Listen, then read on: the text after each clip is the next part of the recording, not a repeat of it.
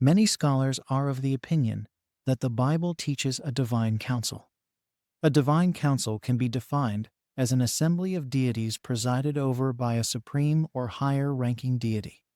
The concept of a divine assembly or heavenly council is attested in many ancient cultures and is particularly well documented in Ugaritic texts, where the gods are portrayed as gathering under the authority of a chief deity.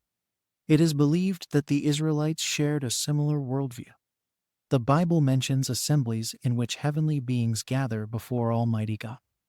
Job chapter 2 verse 1. Again, it came to pass on the day when the sons of God came to present themselves before Jehovah.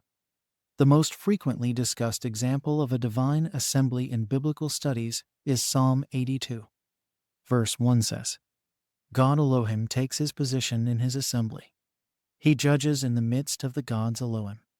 Some scholars are of the opinion that Elohim, which means God or gods, is a term that refers only to the spiritual realm and not to the human realm. They point to Psalm 82, 6, which states, You are God's Elohim, arguing that the members of the assembly are themselves gods. Please note was the Brown Driver Briggs Hebrew Lexicon Dictionary says about Elohim. God, gods, angels and rulers, judges. The Bible uses the word Elohim for the true and false gods and for judges or humans living on earth.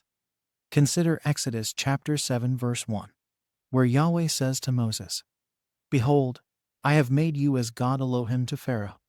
It demonstrates that Elohim does not exclusively denote divine beings, but can also describe humans endowed with God-given authority. Interpreting Psalm 82 as referring to a divine heavenly council would imply the existence of other gods alongside Yahweh. This appears to conflict with God's declaration in Deuteronomy 32:39. See now that I am He, and there is no God besides me. This statement is clear.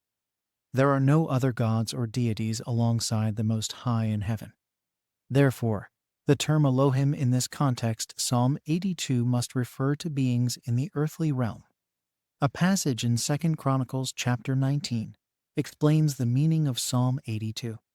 He said to the judges, Consider what you are doing, for you do not judge for mankind, but for the Lord who is with you when you render judgment. The judges render judgment on behalf of God. Therefore, Psalm 82 cannot depict a heavenly divine council with other deities, but rather addresses the corrupt judges in Israel.